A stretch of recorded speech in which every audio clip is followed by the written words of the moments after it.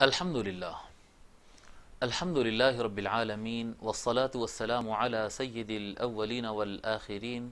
سیدنا و نبینا مولانا محمد وعلی آلہ وصحبہ اجمعین اما بعد۔ محترم ناظرین کرام، السلام علیکم ورحمۃ اللہ۔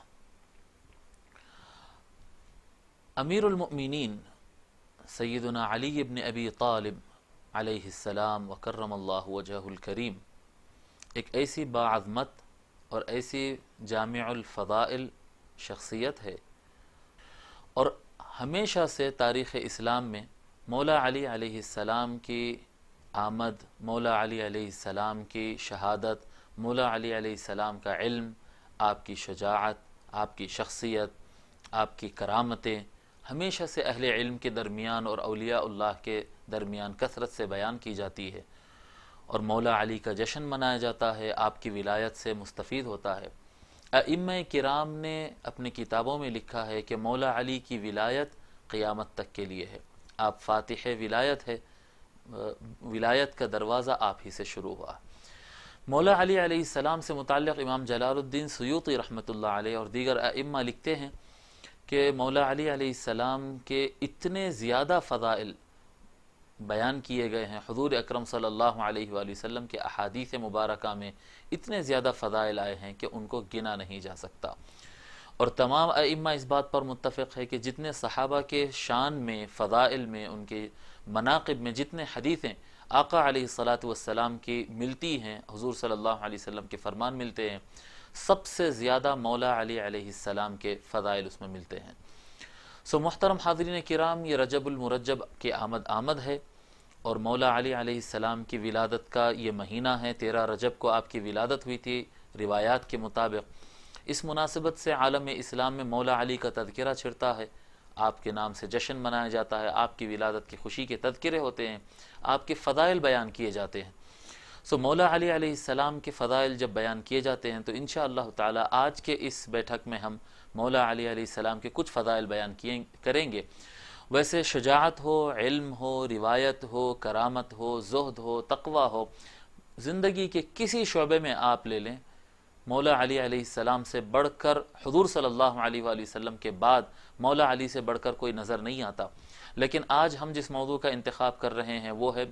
مولا علی علیہ السلام کا علم۔ علم ایک بہت اہم مضمون ہے آج اس شعبے کو لے کر، علم کے میدان کو لے کر، کہ مولا علی علیہ السلام کا علم کیسا تھا، صحابہ کرام نے آپ کے علم سے متعلق کیا بیان کیا، تابعین کرام رضی اللہ تعالی عنہم نے آپ کے علم سے متعلق کیا بیان کیا، حضور اکرم صلی اللہ علیہ وآلہ وسلم نے آپ کے علم سے متعلق کیا بیان کیا۔ انشاءاللہ تعالی آج کی اس گفتگو میں ہم مولا علی علیہ السلام کی فضیلت علم پر گفتگو کرتے ہیں۔ قرآن کریم میں اللہ تبارک و تعالی کا ارشاد ہے، قُلْ هَلْ يَسْتَوِي الَّذِينَ يَعْلَمُونَ وَالَّذِينَ لَا يَعْلَمُونَ۔ اے محبوب، اے نبی صلی اللہ علیہ وآلہ وسلم، اے نبی آپ کہہ دیجئے ان سے کہ کیا علم رکھنے والے اور علم نہ رکھنے والے برابر ہو سکتے ہیں؟ مفسرین کرام کہتے ہیں کہ اس آیت کریمہ میں جو سوال ہے وہ استفہام انکاری ہے، یعنی تعجب والا اور انکار والا، کہ ایسا نہیں ہو سکتا ہے، کہ ایسا نہیں ہو سکتا ہے کہ علم والے اور علم نہ رکھنے والے دونوں برابر ہو سکے۔ یقینی بات ہے، ایک بدیہی چیز ہے، ایک معمولی سا ادنا بچہ بھی یہ بات سمجھتا ہے کہ جو صاحب علم ہوگا، جو علم والا ہوگا، اس کا مقام، اس کا درجہ افضل ہوگا۔ اور دوسرے مقام پر اللہ تبارک و تعالی سورہ مجادلہ میں اس کو اور واضح فرما دیتا ہے، اور فرماتا ہے اللہ تبارک و تعالی کہ یرفع اللہ الذین آمنوا منکم والذین اوتوا العلم درجات۔ اللہ تبارک و تعالی بیان کرتا ہے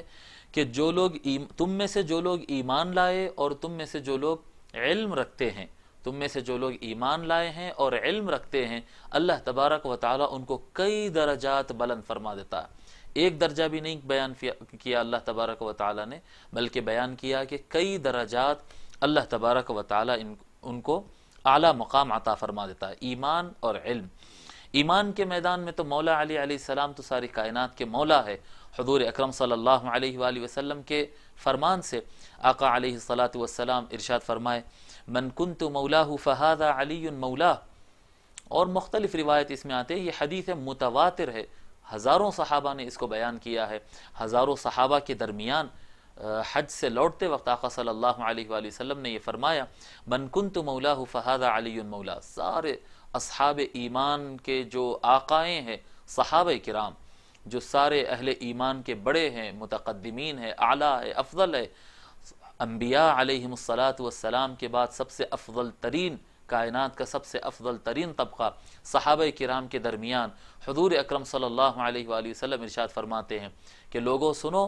میں جس کا آقا اور مولا ہوں، علی اس کا آقا اور مولا ہے. سو محترم حاضرین کرام، یہاں پر یہ بات واضح ہو جاتا ہے کہ مولا علی جو ہے وہ سارے مؤمنین کے، ایمان والوں کے امیر ہے اور سارے متقین کے امام ہیں. لیکن یہ یرفع اللہ الذین آمنوا منکم، تو ایمان کے مسئلے میں یہ بات سمجھ میں آ گئی. لیکن کیا علم کے میدان میں بھی مولا علی سب سے افضل ہے، یا دیگر صحابہ اور دیگر اولیاء یا دیگر اہل علم کوئی ہے جو مولا علی کے ہم پلہ ہو سکتا ہے علم کے میدان میں؟ آئیے ہم حضور اکرم صلی اللہ علیہ وآلہ وسلم کے فرامین کو پڑھتے ہیں. حضرت عبداللہ بن محمد بن عمر بن علی بن ابی طالب علیہم السلام اجمعین روایت فرماتے ہیں عن ابیہ انہ قیل لعلی، وہ بیان کرتے ہیں کہ پوچھا گیا مولا علی سے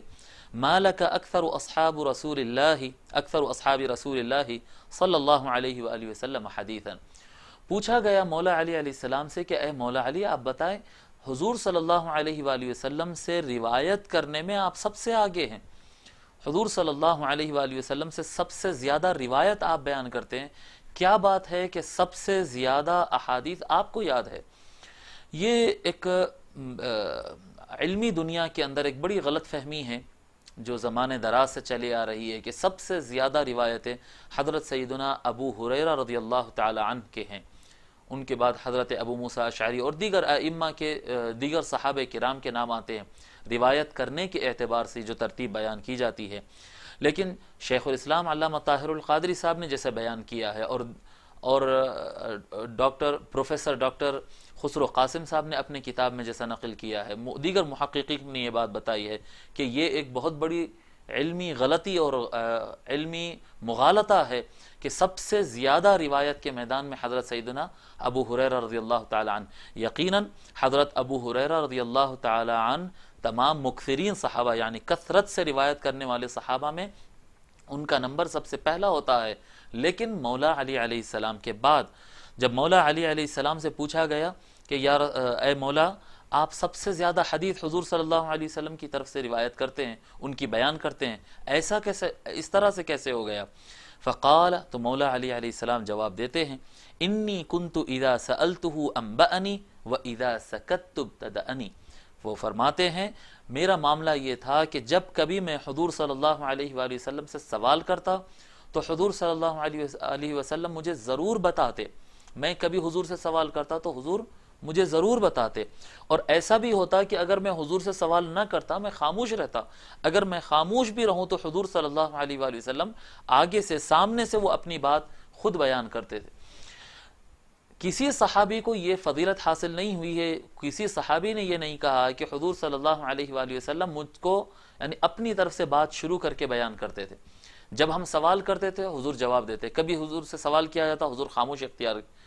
اختیار فرماتے. کبھی ایسا ہوتا کہ صحابہ سوال کرتے تو حضور منع کر دیتے کہ زیادہ سوال مت کرو. مختلف قسم کی روایتیں ملتے ہیں درجات کے اعتبار سے صحابہ کو، کسی کو کم، کسی کو زیادہ، کسی کو بہت زیادہ حضور اکرم صلی اللہ علیہ وآلہ وسلم علم عطا فرماتے. لیکن مولا علی علیہ السلام کا مسئلہ ایسا رہا کہ مولا علی علیہ السلام پوچھیں تب بھی آقا بتاتے ہیں، مولا علی خاموش رہیں تب بھی آقا علیہ الصلوۃ والسلام بتاتے ہیں. اور یہی نتیجہ ہے کہ جب کہ سارے صحابہ یعنی حضرت ابو ہریرہ رضی اللہ تعالیٰ عنہ اور دیگر مکثرین صحابہ جو ہیں وہ جو بھی روایت کرتے ہیں ان کی تعداد زیادہ سے زیادہ 3500 5000 تک آ کر رک جاتی ہے. اور مولا علی علیہ السلام کے روایتیں جیسا کہ شیخ الاسلام علامہ طاہر القادری صاحب نے بتایا اپنی تحقیق کے مطابق، آپ کی روایت حدیث میں احادیث شریفہ حضور صلی اللہ علیہ وآلہ وسلم سے آپ نے جو روایت کی ہے ان کی تعداد زائد از 12000 ہے. 12000 سے زیادہ آپ کی روایتیں ہیں. اور یہ جو روایت میں نے پڑھی ہے کہ مولا علی فرماتے ہیں کہ حضور سے میں پوچھتا ہوں تو حضور مجھے بتاتے، اور میں جب میں خاموش رہتا ہوں تو حضور آگے سے بات شروع کر کے مجھے بتاتے۔ اس کو ابن سعد نے الطبقات میں روایت کیا ہے۔ حضرت جابر رضی اللہ تعالیٰ روایت فرماتے ہیں کہ قال دعا رسول اللہ صلی اللہ علیہ وآلہ وسلم علیًا یوم الطائف فانتجا۔ حضرت جابر رضی اللہ تعالیٰ کہتے ہیں کہ حضور صلی اللہ علیہ وآلہ وسلم ایک مرتبہ مولا علی کو طائف کے دن، طائف کے موقع پر حضور صلی اللہ علیہ وآلہ وسلم نے مولا علی کو بلایا اور بلا کر ان کے کان میں بات کرنے لگے۔ سرگوشی کہتے ہیں نا، جیسا دو انسان سر قریب کر کے ایک دوسرے سے ایسی بات کرتے ہیں کہ دوسروں کو سنی نہیں آتا، تو لوگ فاصلے پر کھڑے ہیں اور مولا علی کو حضور صلی اللہ علیہ وسلم قریب بلا لیے اور ان سے سرگوشی کرنے لگے، قریب سے آہستگی سے بات کرنے لگے۔ فقال الناس لقد طال نجواه مع ابن عمه، یعنی حضور صلی اللہ علیہ وآلہ وسلم اتنی لمبی گفتگو میں لگ گئے مولا علی کے ساتھ، اتنے باتیں مولا علی علیہ السلام کو بتا رہے تھے۔ صحابہ کہتے ہیں کہ لوگ کہنے لگے آپس میں، پبلک میں یہ بات پھیلنے لگی کہ کیا بات ہے، حضور صلی اللہ علیہ وآلہ وسلم اپنے چچازاد بھائی سے، اپنے چچیرے بھائی سے آقا صلی اللہ علیہ وسلم بہت زیادہ لمبی بات کر رہے ہیں، آج کیا بات ہے، بہت لمبی بیٹھک ہو گئی، کافی لمبی سرگوشی ہو گئی ہے۔ فقال رسول اللہ صلی اللہ علیہ وآلہ وسلم من تجیتہ، حضور صلی اللہ علیہ وآلہ وسلم فرماتے ہیں یہ جو سرگوشی ہو رہی ہے، یہ جو گفتگو ہو رہی ہے، یہ میں نہیں کر رہا ہوں، ولیکن اللہ انتجاہ۔ حضرت جابر رضی اللہ تعالیٰ فرماتے ہیں کہ حضور صلی اللہ علیہ وآلہ وسلم نے فرمایا کہ میں ان سے گفتگو نہیں کر رہا تھا، لوگوں کیا سمجھتے ہو تم، یہ جو طویل گفتگو کر رہے تھے یہ میں کر رہا تھا، من تجیتہ، یہ میں نہیں کر رہا تھا، یہ ولیکن اللہ انتجا، لیکن یہ سرگوشی ان کے ساتھ اللہ تعالیٰ کر رہا تھا۔ حضرت ابو عیسیٰ الترمذی جو یہ حدیث شریف کے راوی ہے، حضرت ابو عیسیٰ الترمذی رحمۃ اللہ علیہ بیان کرتے ہیں وَمَعْنَى قَوْلِهِ وَلَكِنَّ اللَّهَ انْتَجَا۔ اب اس کے کئی معنی نکال سکتے ہیں جو اہل علم اور اہل معرفت اس کو بیان کریں گے کہ اللہ مولا علی سے گفتگو کر رہا تھا، اللہ طویل گفتگو کر رہا تھا مولا علی سے، اس کا کیا معنی ہو سکتا ہے؟ تو اصحاب علم و معرفت کے پاس اس متعلق کافی تشریحات ملتے ہیں۔ ایک سادہ تشریح جو بالکل ہر عقل کو قبول ہو جائے اور کسی کو اس سے انکار نہ ہو، ایک سادہ تشریح حضرت ابو عیسیٰ الترمذی رحمۃ اللہ علیہ بیان فرماتے ہیں وَمَعْنَى قَوْلِهِ وَلَكِنَّ اللَّهَ انْتَجَا يَقُولُ، اور وہ کہتے ہیں کہ اللہ نے ان سے گفتگو کی، اس کا معنی کیا ہے؟ یقول اللہ امرنی ان انتجی معہ، حضور صلی اللہ علیہ وآلہ وسلم کا کہنے کا یہ معنی ہے کہ یہ جو میں گفتگو کر رہا ہوں یہ میں نہیں کر رہا ہوں، بلکہ اللہ تعالی، میں خود سے نہیں کر رہا ہوں، بلکہ اللہ تعالیٰ نے مجھے حکم دیا ہے کہ میں سارے باتیں یہ مولا علی کو میں بتاؤں۔ جیسا کہ آقا علیہ الصلاۃ والسلام کسی موقع پر، حنین کے موقع پر، اور روایتوں میں دوسرے غزوات کا نام آتا ہے، آقا علیہ الصلاۃ والسلام کنکریاں اپنے ہاتھ میں لیے اور اپنے ہاتھ سے پھینکے تو اللہ تبارک و تعالیٰ فرمایا وما رمیت اذ رمیت ولکن اللہ رما۔ جب آقا علیہ الصلاۃ والسلام پھینکے تو دشمنان اسلام جو اسلام پر حملہ آور تھے ان میں سے ہر ایک کے آنکھ میں کنکری گئی اور سارے کی سارا کا سارا لشکر ڈسٹرب ہو گیا۔ لوگ پریشان تھے کہ یہ ایسا کیسا ہو سکتا، ایک مٹھی کنکر یا مٹی اگر پھینکی جائے تو جتنا لشکر ہے ہر ایک کے آنکھ میں جائے، یہ کیسے ہو سکتا ہے؟ اللہ تعالیٰ بیان فرمایا وما رمیت اذ رمیت ولیکن اللہ رما۔ جب آپ پھینکے اس وقت آپ نہیں پھینک رہے تھے اے محبوب، بلکہ اللہ تعالیٰ نے پھینکا۔ تو دستے مصطفیٰ پھینک رہا تھا اور اللہ تعالیٰ اس کو اپنی طرف منسوب کر رہا تھا۔ بالکل اسی طرح کی یہ بات سمجھ میں آتی ہے کہ آقا علیہ الصلاۃ والسلام قریب بلائے ہیں اور آقا علیہ الصلاۃ والسلام مولا علی سے بات کر رہے ہیں اور ان کو علم دے رہے ہیں، مگر اللہ اور فرما رہے ہیں کہ میں نہیں، بلکہ یہ تو اللہ ان سے بات کر رہا ہے کہ اللہ تبارک و تعالیٰ کے حکم سے اللہ تبارک و تعالیٰ جو کثرت سے علم مولا علی کو دینا چاہتا تھا وہ زبان مصطفیٰ علیہ الصلاۃ والسلام علیہ وآلہ الصلاۃ والسلام سے اللہ تبارک و تعالیٰ مولا علی کو علم عطا فرما رہا ہے۔ یہ جو مقامات ہے علم کے حصول کے، ایک تو حضور صلی اللہ علیہ وآلہ وسلم سے جب پوچھے جب جواب مل جاتا ہے، نہ پوچھے تب بھی علم مل جاتا ہے، پھر بلا کر اللہ کے حکم سے آقا صلی اللہ علیہ وآلہ وسلم خصوصی علم عطا فرماتے ہیں۔ یہ مقامات آپ تاریخ اسلام پڑھ کر دیکھ لیں کہ کسی صحابی کو، کسی عالم کو، کسی ولی کو، کسی شخص کو بھی یہ مقام حضور اکرم صلی اللہ علیہ وآلہ وسلم کے قرب کا اور ان سے علم حاصل کرنے کا یہ مقام کسی کو حاصل نہیں ہوا۔ مستدرک علی الصحیحین میں اور دیگر کتب حدیث میں مشکات المصابیح وغیرہ کثرت کے ساتھ یہ روایت موجود ہے کہ حضرت عبداللہ ابن عباس رضی اللہ عنہما روایت فرماتے ہیں قال رسول اللہ صلی اللہ علیہ وآلہ وسلم انا مدینۃ العلم وعلی بابها، آقا علیہ الصلوۃ والسلام فرماتے ہیں میں علم کا شہر ہوں، علی اس کا دروازہ ہے، فمن اراد المدینۃ فلیأت الباب، پس جس کسی شخص کو اس علم کے شہر میں داخل ہونا ہے اسے چاہیے کہ وہ دروازے کے پاس آ جائے۔ اور ایک روایت میں آتا ہے فمن اراد العلم فلیأتہ من بابہ، جس کو علم حاصل کرنا ہے شہر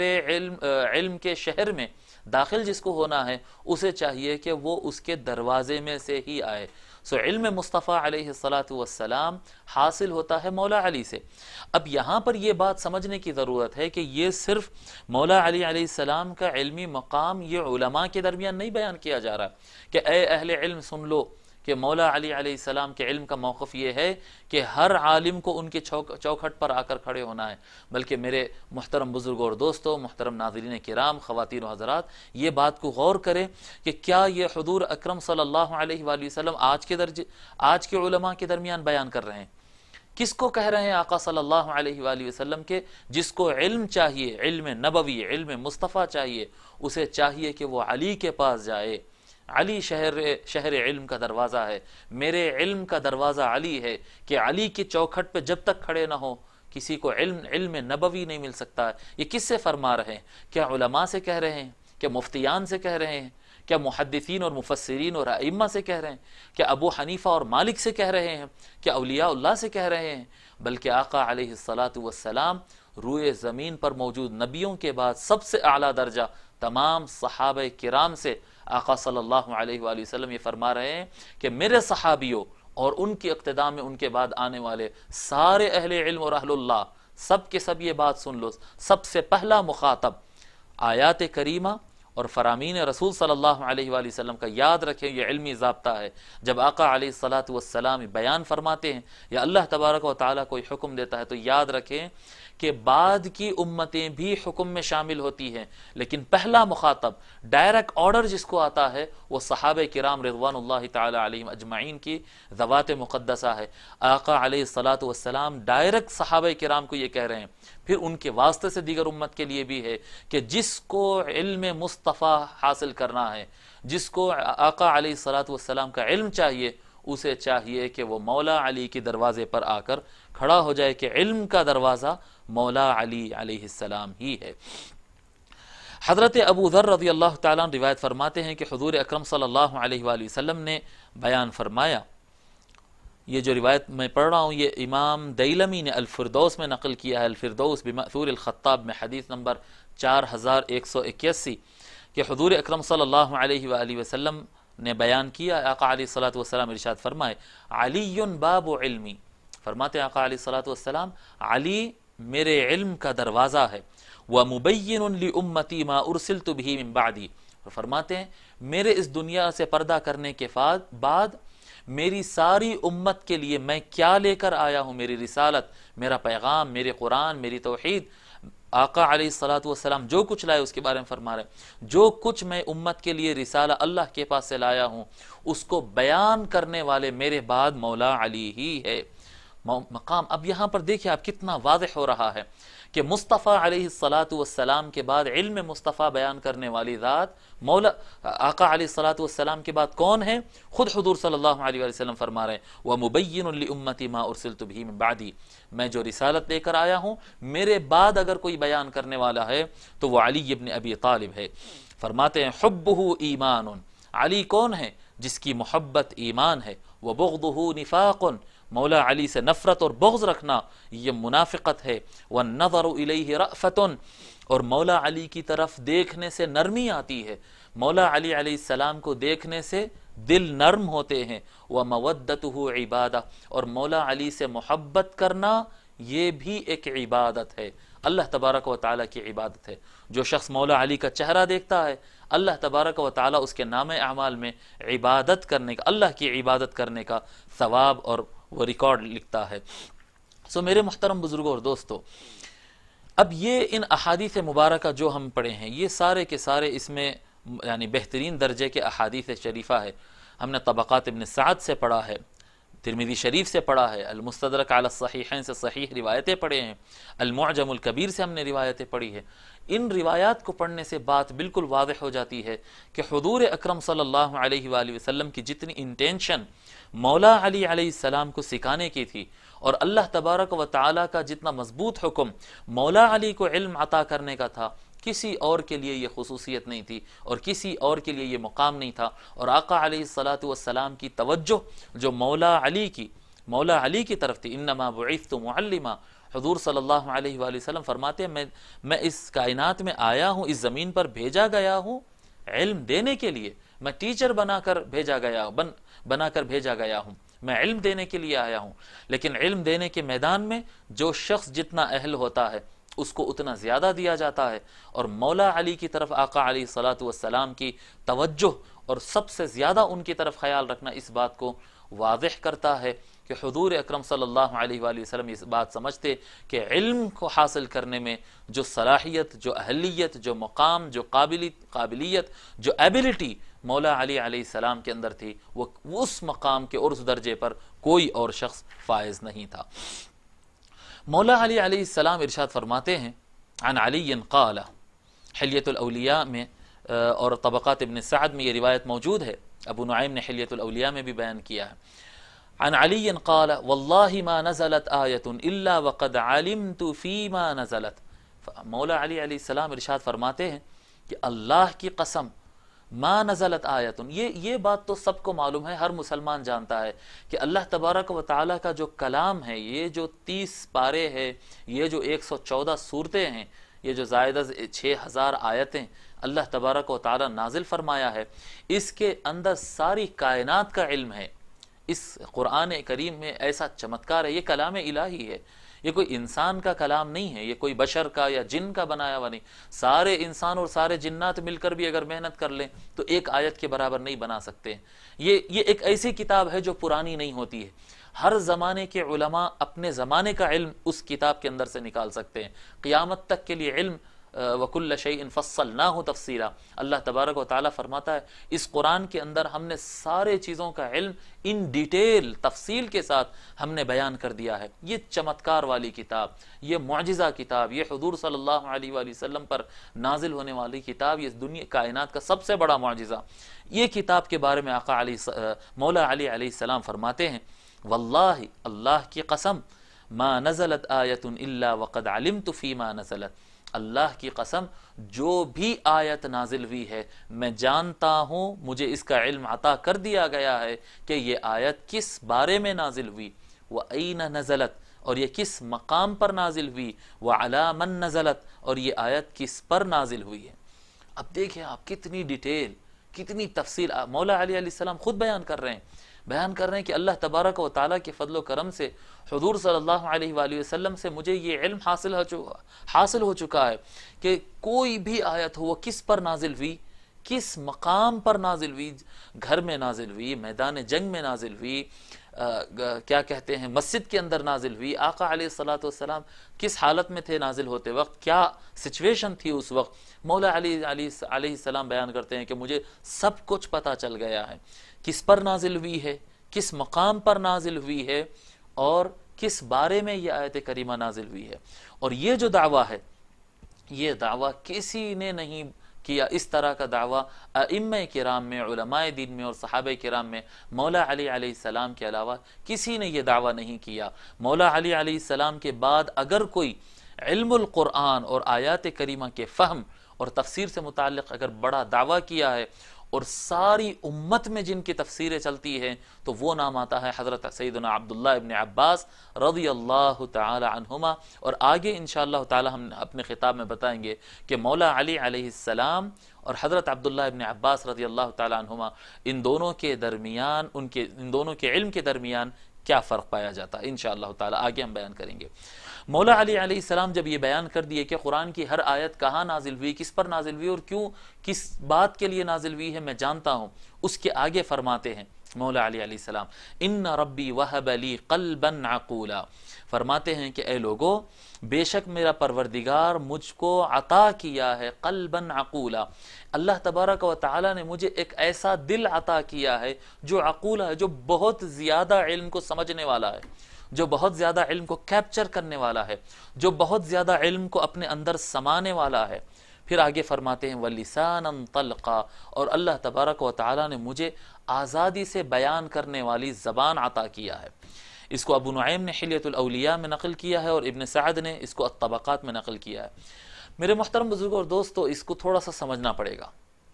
یہ جو الفاظ ہے یہ عام الفاظ نہیں ہیں، یہ ایسے الفاظ ہے کہ کسی شخص نے اپنے سے متعلق یہ الفاظ کا دعویٰ نہیں کیا۔ ان ربی وہب لی قلبا عقولا ولسانا طلقا،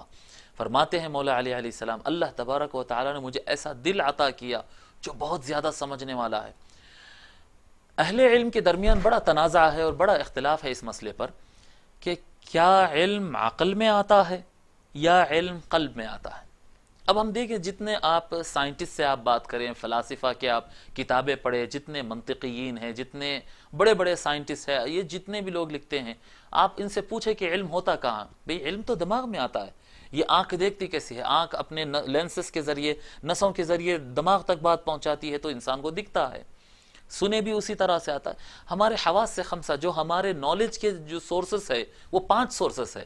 یقینی علم کے جو سورسز ہے وہ 5 ہے،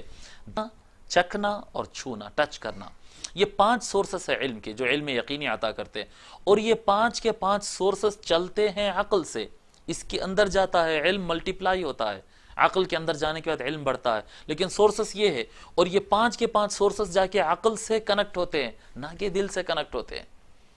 راست یہ عقل سے کنیکٹ ہوتے ہیں۔ تو علم تو عقل میں آتا ہے، لیکن مولا علی علیہ السلام کہہ رہے ہیں کہ بے شک میرا رب نے مجھے بہت زیادہ سمجھ رکھنے والا اور بہت زیادہ علم کو سمانے والا، اپنے اندر سمیٹنے والا دل عطا کیا ہے۔ یہ کیا بات ہوئی ہے؟ اب آپ آئیے ہم آگے بڑھتے ہیں اور پڑھتے ہیں اللہ تبارک و تعالیٰ کا فرمان۔ یہ مسئلے کو سمجھنا پڑے گا کہ علم عقل میں ہے یا علم قلب میں ہے۔ اللہ تبارک و تعالیٰ ارشاد فرماتا بل ہوا آیات بینات فی صدور الذین اوتوا العلم، اللہ تبارک و تعالیٰ فرماتے ہیں بلکہ وہ تو اللہ تعالیٰ کے روشن نشانیاں ہیں، بلکہ وہ تو اللہ تعالیٰ کے روشن نشانیاں ہے۔ روشن نشانیاں کہاں پر ہے؟ یعنی اللہ تبارک و تعالیٰ حقائق الاشیاء، چیزوں کی حقیقت کو بیان کر دیتا ہے۔ انسان علم کی ماہیت اور علم کی حقیقت اور علم کی گہرائی کو پہنچ جاتا ہے۔ کہاں پر؟ یہ علم، یہ اللہ کی نشانیاں اور یہ روشن باتیں کہاں پر ہوتی ہے؟ فی صدور الذین اوتوا العلم، جو لوگ علم والے ہوتے ہیں ان کے سینوں کے اندر اللہ تبارک و تعالی اپنی آیتوں کو، اپنے نشانیوں کو روشن کر دیتا ہے۔ یاد رکھیں کہ اللہ تبارک و تعالی کی جو نشانیاں ہوتے ہیں وہ علم کی حقیقت ہوتی ہے۔ جو علم اللہ تعالیٰ سے لنک نہ ہو، جو علم اللہ تعالیٰ کی روشنی کے ساتھ لنک نہ ہو، اللہ کی نشانی نہ بنے، جو علم اللہ کی نشانی نہ بنے، وہ علم دھوکہ ہو سکتا ہے، وہ علم خطا ہو سکتا ہے، وہ علم بشری اور انسانی ہوتا ہے۔ میرے محترم بزرگوں اور دوستو، آگے ہم اس کو اور واضح کریں گے۔ اللہ تبارک و تعالیٰ فرما رہا ہے وَمِنْ آيَاتِهِ خَلْقُ السَّمَاوَاتِ، اوپر کی جو آیت میں نے پڑھا بل هو آیات بینات فی صدور الذین اوتوا العلم، یہ سورہ عنکبوت میں ہے، اور سورہ روم آیت نمبر 30 میں اللہ تبارک و تعالیٰ بیان فرماتا ہے وَمِنْ آیَاتِهِ خَلْقُ السَّمَاوَاتِ وَالْأَرْضِ وَاخْتِلَافُ أَلْسِنَتِكُمْ وَأَلْوَانِكُمْ، اللہ تعالیٰ کی نشانیوں میں سے، یہ سارے نشانیوں میں سے ہے اللہ تعالیٰ کے یہ سارے آسمانوں کی تخلیق، یہ زمین کا بنانا اللہ کے نشانیوں میں سے ہے۔ وَاخْتِلَافُ أَلْسِنَتِكُمْ، تمہارے الگ الگ زبان، کوئی زبان بول رہا ہے، کوئی انگلش بولتا ہے، کوئی تیلگو بولتا ہے، کوئی اردو بولتا ہے، یہ ہزاروں کی تعداد میں یہ زبان ایک ہی ٹائپ کی ہے، لیکن الگ الگ لینگویجز اس پر آ رہے ہیں، یہ اللہ تعالیٰ کی نشانیاں ہیں۔ وَأَلْوَانِكُمْ، تمہاری الگ الگ رنگتیں، تمہاری الگ الگ صورتیں، یہ اللہ تعالیٰ یہ کائنات جو بنایا ہے، اللہ تبارک و تعالیٰ فرما رہا ہے کہ اس تمام کائنات تمہاری زبانوں میں، تمہارے رنگوں میں، تمہاری تخلیق میں، زمین میں، آسمان میں، اسپیس میں، ہر چیز کے اندر اللہ تبارک و تعالیٰ کی نشانی ہے۔ ان فی ذلک لآیات للعالمین، اللہ تعالیٰ فرماتا ہے کہ علم رکھنے والوں کو ہر ایک چیز میں اللہ کی نشانی ملتی ہے۔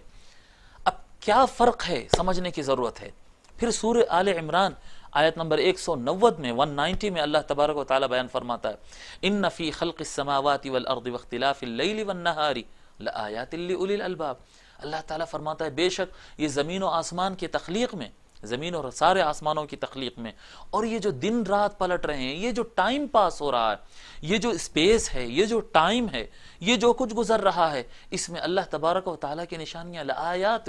اس کے اندر نشانیاں ہیں، لأولی الالباب، جو لوگ سمجھ رکھتے ہیں ان کے لیے.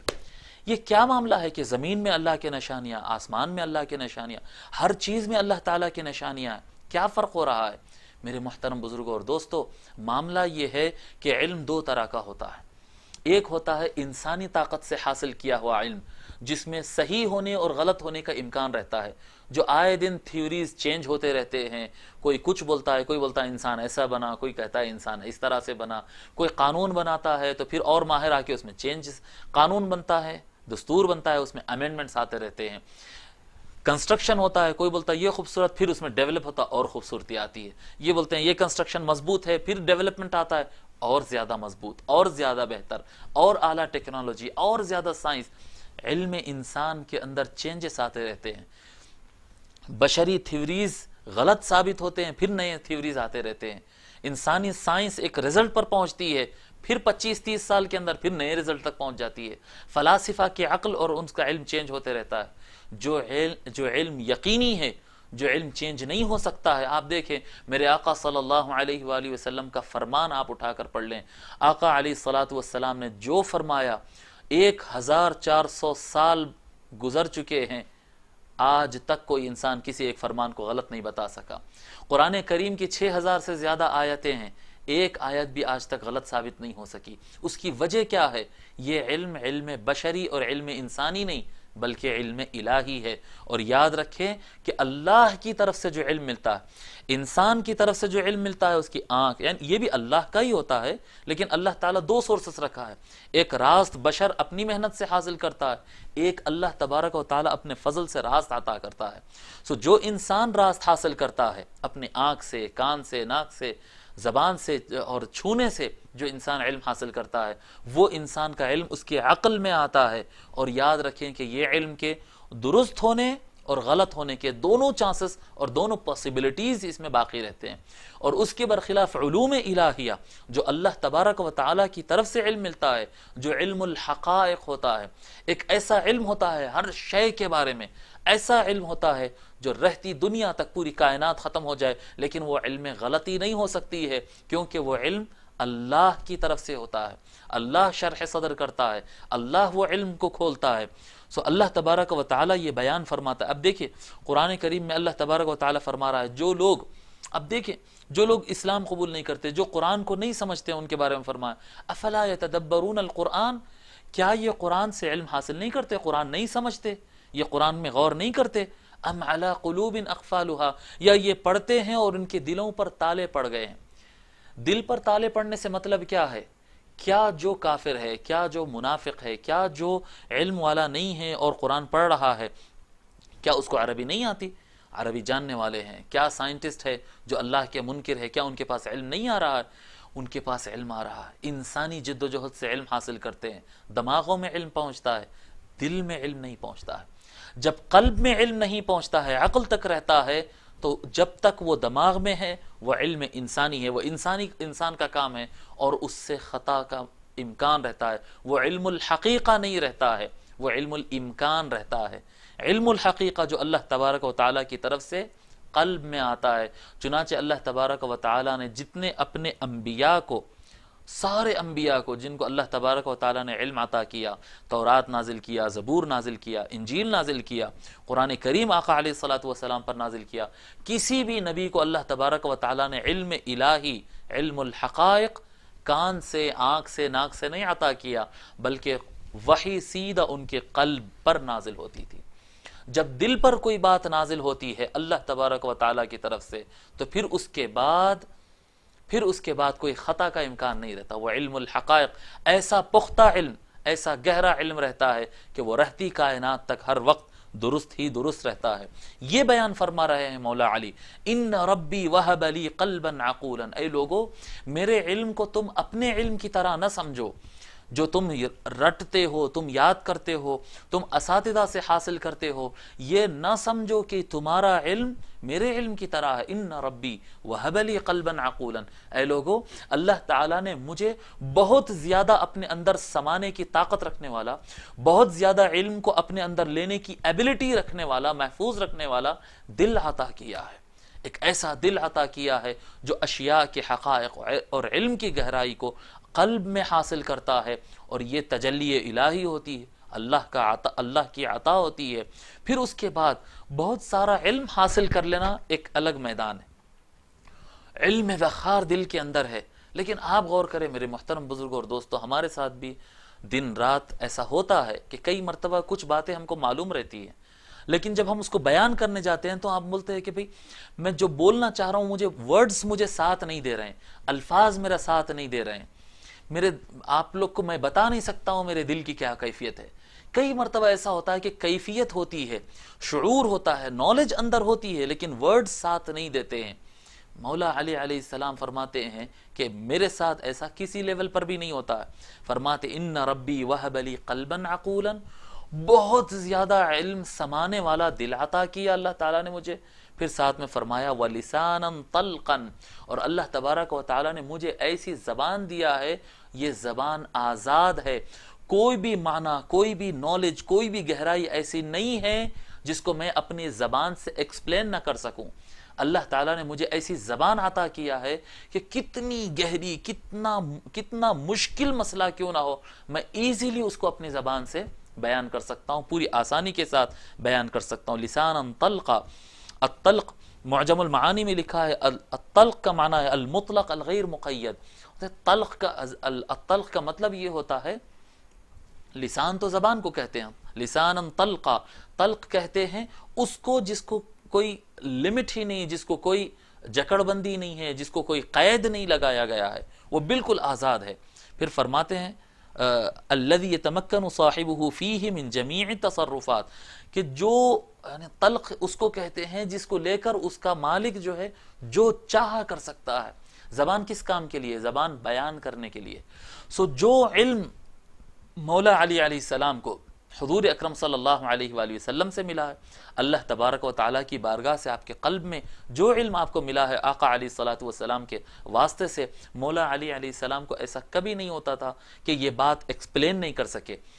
صحیح ڈھنگ سے بیان نہیں کر سکے، لوگ کو سمجھ میں نہیں آیا۔ جو جس لیول کا انسان ہو اس لیول کے انسان کو اس کے عقل، اس کی صلاحیت کے مطابق علم دینے کے کام میں مولا علی کو کبھی رکاوٹ نہیں ہوئی ہے۔ عربی زبان کا استعمال ہے خطیب طلق اللسان کہا جاتا ہے، عرب میں یہ جملہ استعمال ہوتا ہے خطیب طلق اللسان، اس کا معنی ہوتا ہے فصیح۔ فصیح کا مطلب بھی میں آپ محترم ناظرین کرام میں آپ کو بتا دوں کہ فصیح و بلیغ کا مطلب آج کل بہت غلط لے لیا گیا، یعنی علماء کرام بولتے بڑی فصیح و بلیغ زبان میں خطاب کیے، بھئی سمجھ میں نہیں آیا۔ بڑے افسوس کی بات ہے کہ یہ کتاب میں لکھتے ہیں کہ ارے بھئی وہ بڑے علامہ ہیں، انہوں نے بڑے فصیح و بلیغ زبان میں لکھا ہے، بھئی بڑی فصیح و بلیغ ہے، وہ ہمارے سر کے اوپر سے جا رہی ہے۔ یاد رکھ لے اگر سر کے اوپر سے چلے گئی تو وہ فصیح نہیں رہتی ہے۔ فصیح اور بلیغ کا معنی ہی بگاڑ دیے لوگ۔ بلیغ کا معنی ہوتا ہے جو زیادہ اثر کرے۔ فصیح اور بلیغ یہ دو لفظ جو لینگویج کے ساتھ یوز ہوتے ہیں، کئی مرتبہ انسان کو کوئی بات بولتے ہیں لیکن اثر نہیں کرتی اس کے اوپر۔ کئی باتیں ایسی ہوتی ہیں، بولنے کے انداز ایسے ہوتے ہیں کہ جو جھنجھوڑ دے، انسان کے دل کو ہلا دے۔ جو دل پر اثر کرے ان الفاظ کو، ان جملے کو، وہ اسٹائل کو بلیغ کہتے ہیں۔ اور جو چھوٹے سے چھوٹے بچے کو بھی سمجھ میں آ جائے اس کو فصیح کہتے ہیں۔ یعنی اتنا واضح ایکسپلین کرنا کہ زیادہ علم والے بھی سمجھے، مڈل والے بھی سمجھے، اور ایک دم لو لیول کے جو کم علم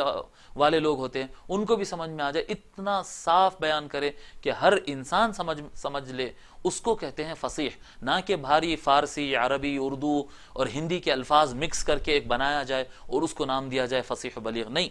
فصیح کا مطلب یہ ہے کہ ایک گاؤں والا گنوار انسان، بالکل جاہل انسان بھی اگر ہو وہ انسان بھی آسانی سے سمجھ لے، اس کو کہتے ہیں فصاحت، دل پہ اثر کرے تو بلاغت، بلیغ کہتے ہیں۔ تو مولا علی علیہ السلام فرماتے ہیں کہ اللہ تبارک و تعالیٰ نے مجھے لسانا طلقا عطا فرمایا، لسان طلقا ای فصیحا، ایسا زبان عطا کیا اللہ تبارک و تعالیٰ مجھے کہ گہرے سے گہرے علم کو میں بہت آسانی کے ساتھ بیان کر دے سکتا ہوں۔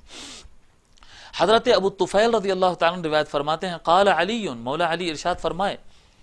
سلونی عن کتاب اللہ، میں آپ کو پھر بتا رہا ہوں کہ یہ جو دعویٰ مولا علی کا، میں آگے پہلے بھی ابھی آپ کو سنایا تھا، اب دوبارہ پھر وہ روایت میں آپ کو سنا، اس طرح کی اور ایک روایت میں آپ کو سنا رہا ہوں۔ یہ جو دعویٰ ہے یہ مولا علی علیہ السلام کے علاوہ پوری دنیا کے اندر آقا علیہ الصلوۃ والسلام کے بعد پوری کائنات کے اندر کوئی ایسا شخص نہیں ملتا جو یہ دعویٰ کرتا ہے۔ کیا کہتے ہیں مولا علی علیہ السلام؟ سلونی عن کتاب اللہ، اللہ کے کلام سے متعلق، قرآن کریم سے متعلق تم کو کیا پوچھنا ہے مجھ سے پوچھا کرو۔ فَإِنَّهُ لَيْسَ مِنْ آيَةٍ إِلَّا وَقَدْ عَرِفْتُ بِلَيْلٍ نَزَلَتْ أَمْ بِنَهَارٍ، بس اللہ کی کوئی آیت، قرآن کریم کی کوئی آیت ایسی نہیں ہے جس کے بارے میں نہیں جانتا ہوں کہ یہ دن میں نازل ہوئی یا رات میں نازل ہوئی، رات میں آئی تھی یا دن میں آئی تھی، فی سہل ام جبل، مجھے یہ تک پتا ہے کہ وہ کہاں نازل ہوئی تھی، سیدھی زمین پہ نازل ہوئی تھی یا پہاڑ کے اوپر نازل ہوئی تھی۔ تو میرے آقا مولا علی علیہ السلام کا یہ جو دعویٰ ہے، یہ جو آپ کا بیان ہے، اس سے بات واضح ہوتی ہے کہ قرآن کریم کے علوم کو میرے آقا علیہ الصلاۃ والسلام اللہ تبارک و تعالیٰ کے حکم کے مطابق، اللہ تعالیٰ کے حکم سے اور اجازت سے مولا علی علیہ السلام کو ایسا منتقل کیے اور اتنا علم عطا کیے اور اس طرح عطا کیے کہ اس طرح نہ کسی کو عطا کیے نہ اتنا زیادہ کسی اور کو عطا کیے۔ یہاں تک ایک بات مکمل ہوتی ہے مولا علی علیہ السلام کے سے متعلق۔ آقا علیہ الصلوۃ، ویسے آقا علیہ الصلوۃ والسلام کے بہت زیادہ فرامین ہیں اور مولا علی علیہ السلام کے علم سے متعلق، لیکن ہم یہاں پر اکتفا کرتے ہیں، بات کو زیادہ لمبی نہیں کرتے، اور مولا علی علیہ السلام کی بھی جو وضاحت ہے ان کے خود کے علم سے متعلق وہ آپ سے ہم بیان کیے۔ اب دیکھتے ہیں تھوڑی دیر کے لیے بعض صحابہ کرام، ویسے صحابہ کرام کے بھی اقوال بہت زیادہ ہے، لیکن ہم بعض صحابہ کرام جن کا نام علم کی دنیا میں بہت اوپر لیا جاتا ہے، یہ اعلم الصحابہ، صحابہ کرام میں یہ لوگ سب سے زیادہ علم رکھنے والے، جو صحابہ کرام میں سب سے زیادہ علم رکھنے والے ہیں ان کا کیا کہنا تھا مولا علی علیہ السلام سے متعلق، آئیے ہم پڑھتے ہیں۔ تفسیر کی دنیا میں رئیس المفسرین کہا جاتا ہے حضرت سیدنا عبداللہ ابن عباس رضی اللہ عنہما، کہ علم التفسیر میں، علم تأویل، اللہم علمہ تأویل القرآن، آقا علیہ الصلوۃ والسلام نے ان کو دعائیں دی کہ اللہ علم القرآن عبداللہ ابن عباس کو عطا فرما دے، دعائیں کیے آقا علیہ الصلوۃ والسلام نے ان کے لیے، تو ان کو رئیس المفسرین کہا جاتا، تفسیر کی دنیا میں ان سے بڑا کسی کو نہیں مانا جاتا ہے۔ وہ فرماتے ہیں، حضرت عبداللہ ابن عباس رضی اللہ تعالی عنہما ارشاد فرماتے ہیں کننا اذا اتانا الثبت عن علی لم نعدل به، فرماتے الاستیعاب میں علامہ ابن عبد البر روایت فرماتے ہیں، حضرت عبداللہ ابن عباس رضی اللہ تعالیٰ عنہ کہتے ہیں کہ جب کوئی ثقہ راوی و قابل بھروسہ آدمی جب ہم کو حضرت علی سے کوئی نالج لا کر دیتا کہ مولا علی نے یہ فرمایا، مولا علی نے یہ بات کہی ہے، مولا علی نے یہ روایت کی ہے، مولا علی نے یہ فیصلہ فرمایا ہے، لم نعدل به، تو اس کے بعد فرماتے ہیں تو اس کے بعد پھر اس سے آگے ہم جاتے ہی نہیں۔ جب مولا علی کا فرمان آ جاتا ہے تو پھر وہاں سے سوچنا چھوڑ دیتے، خلاص اب اس سے آگے کوئی بات کرنا نہیں ہے، اب آگے اور کوئی تلاش کرنا نہیں ہے۔ جب مولا علی کے پاس سے کوئی بات آ جائے تو وہ فائنل ہے علم کی دنیا میں۔ حالانکہ آپ کو پتہ ہونا چاہیے کہ علم کی دنیا میں کسی سے بھی اختلاف کی اجازت ہے، کسی سے بھی اختلاف کیا جا سکتا ہے۔ صحابہ آپس میں ایک دوسرے سے اختلاف کرتے تھے، ائمہ، تابعین، تبع تابعین، آج کے زمانے کا آدمی پہلی صدی کے آدمی سے اختلاف کر سکتا ہے علم کی دنیا میں۔ عوام نہ کرے، ایسا نہ ہو کہ عام آدمی بھی اختلاف کرنے لگ جائے، نہیں، یہ اہل علم کی بات کر رہا ہوں، جو محدثین، مفسرین، ائمہ، علماء آج کے زمانے کے، وہ آج کے زمانے کے علماء جو ہے صحابہ تک کے یعنی علم سے اور روایت سے اختلاف کرنے کا موقف رکھتے ہیں، اور یہ علمی دنیا میں اس کو غلط نہیں سمجھا، علمی دنیا میں یہ کھلا ہے دروازہ، لیکن حضور اللہ سے اختلاف نہیں کر سکتے ہیں اور حضور صلی اللہ علیہ وآلہ وسلم کے علم سے اختلاف نہیں کر سکتے۔ اور حضرت عبداللہ ابن عباس رضی اللہ تعالیٰ عنہما فرماتے ہیں کہ ہم صحابہ کرام، ہمارا اپنا معاملہ یہ ہوتا کہ اگر مولا علی سے کوئی بات آ جائے تو اس کے بعد پھر ہم اختلاف نہیں کرتے، کیونکہ ان سے زیادہ علم کسی اور کو نہیں ہے۔ اور ایک روایت میں ابن سعد نے الطبقات میں روایت کیا ہے، الفاظ تھوڑا مختلف ہے. اذا حدثنا ثقۃ عن علی، جب کوئی ثقہ راوی، قابل بھروسہ راوی ہم کو مولا علی کی طرف سے کوئی فتویٰ لا کر دیتا ہے، عن علی بفتیا، کہ مولا علی علیہ السلام نے یہ فتویٰ دیا ہے، لا نعدوہا، تو پھر اس فتوے سے ہم آگے نہیں بڑھتے تھے، پھر خلاص یہ فتویٰ ہو گیا، بس اسی پہ عمل کرنا ہے. یہ حضرت عبداللہ ابن عباس رضی اللہ تعالی عنہما کا موقف ہے. مسئلہ یہ ہے کہ جیسے کہ شیخ الاسلام علامہ طاہر القادری صاحب نے اپنے ایک خطاب میں فرمایا، حال میں ایک خطاب میں فرمایا کہ جو حبر الامہ ہیں، جو ترجمان القرآن ہیں، جو حضرت عبداللہ ابن عباس رضی اللہ تعالیٰ عنہ، جو یہ فرماتے ہیں کہ اگر میرے اونٹ کا لگام بھی، اونٹ کا نکیل بھی اگر میرا گم جائے تو میں قرآن میں دیکھ کر نکال لیتا ہوں کہ میرا اونٹ کا نکیل کہاں. اتنا زیادہ ان کو علم القرآن حاصل تھا کہ چھوٹی بڑی چیز، ہر کائنات کی ہر چیز ان کو معلوم ہو جاتی تھی قرآن کے اندر دیکھ کر. شیخ الاسلام علامہ طاہر القادری صاحب نے ایک روایت بیان کی ہے کہ حضرت عبداللہ ابن عباس رضی اللہ تعالی عنہما فرماتے ہیں اس سے متعلق، جمیع ما ابرزته لکم من التفسیر فانما هو عن علی، کہ حضرت عبداللہ ابن عباس رضی اللہ عنہما کہتے ہیں کہ تفسیر اور قرآن سے متعلق جتنا بھی علم میں تم کو بتا رہا ہوں، یہ سارا کا سارا علم میں مولا علی علیہ السلام سے سیکھا ہے. مولا علی علیہ السلام، مولا علی ابن ابی طالب علیہ السلام سے یہ روایتیں میں نے لی ہے، یہ تفسیر میں انہی سے سیکھی ہے. جو رئیس المفسرین ہے فن تفسیر میں اور دنیا تفسیر میں، جو کائنات میں اور علماء میں اور صحابہ کرام میں جو سب سے بڑے مفسر مانے جاتے ہیں، وہ صحابی کہتے ہیں کہ میں مولا علی کا اسٹوڈنٹ اور ان کا شاگرد ہوں. اور ایک بہت بڑا نام آتا ہے علم کی دنیا میں، صحابہ کرام کے درمیان علم کی دنیا میں بہت بڑا نام آتا ہے، علم کا پہاڑ تھے وہ کون تھے؟ سیدتنا ام المؤمنین عائشہ رضی اللہ تعالی عنہ. ام المؤمنین عائشہ رضی اللہ تعالی عنہ حضور صلی اللہ علیہ وآلہ وسلم کی اہلیہ، ہماری ماں، علم کا ایک سمندر تھی. بڑے بڑے صحابہ سے علم میں اختلاف کرتے تھے، مناظرہ کرتے تھے، اور آپ کی روایتیں موجود ہے، روایت حدیث موجود ہے، فتاوی موجود ہے. ام المؤمنین عائشہ رضی اللہ تعالی عنہ علم کا ایک پہاڑ تھے. امام زہری فرماتے ہیں، لو جمع علم عائشہ الى علم جمیع النساء لکان علم عائشہ افضل. پوری دنیا کی عورتوں کو اگر جمع کر کے ان کی نالج کو ایک جگہ جمع کر دیا جائے تو ام المؤمنین عائشہ کی نالج اس سے ان تمام سے زیادہ تھی. پھر فرماتے ہیں، علامہ ابن کثیر نقل کرتے ہیں، لم یکن فی الامم مثل عائشہ فی حفظها وعلمها وفصاحتها وعقلها. فرماتے ہیں ساری امتوں کے اندر، جتنے امتیں گزری ہیں ساروں کے اندر، ام المؤمنین عائشہ کے برابر کوئی نہ تھی، کوئی خاتون نہ تھی. فی حفظها، ان کی جو میموری تھی، جو حافظہ تھا ان کا، وعلمها، ان کی جو نالج تھی، وفصاحتها، ان کا بہترین ایکسپلینیشن تھا، وعقلها، ان کی جو سمجھداری تھی، ان کے لیول میں دوسرے لوگ نہیں ہوتے. ام المؤمنین عائشہ رضی اللہ تعالی عنہا کا علم میں یہ مقام ہے. امام ذہبی اپنی کتاب میں نقل کرتے ہیں، افقہ نساء الامت علی الاطلاق، اس امت کی سارے خواتین میں سب سے مطلقاً سب سے زیادہ علم رکھنے والی، سب سے زیادہ فقہ رکھنے والی، ولا اعلم فی امت محمد بل ولا فی النساء مطلقا امرأة اعلم منها. فرماتے ہیں امام ذہبی کہ میں نہیں جانتا کہ حضور صلی اللہ علیہ وآلہ وسلم کی امت میں، بلکہ سابقہ امتیں، آج تک کسی عورت کے پاس اتنا علم پایا جاتا ہے، ایسا ہم نہیں جانتے ہیں اتنا زیادہ علم رکھنے والی کوئی اور عورت ہو سکے. اور اتنے بڑے علمی مقام پر جب فائز تھے تو وسأل شریح بن ہانی الاستیعاب میں علامہ ابن عبد البر روایت فرماتے ہیں، سأل شریح بن ہانی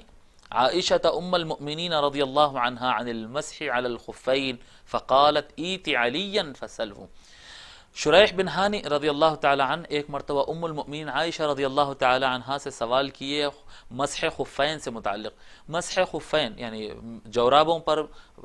کیا کہتے ہیں، ہاتھ بھگا کر مسح کرنا، سفر وغیرہ کے اندر مختلف مواقع پر وضو کے لیے پیر دھونے کے بجائے صرف مسح کرنے کا جو مسئلہ ہے، یہ بہت زیادہ یعنی اہل سنت میں، شیعہ میں، پھر حنفی، شافعی، مالکی میں، سارے اہل علم کے درمیان اتنا زبردست اختلافی مسئلہ ہے، اتنا ٹاپ کا یہ مسئلہ ہے.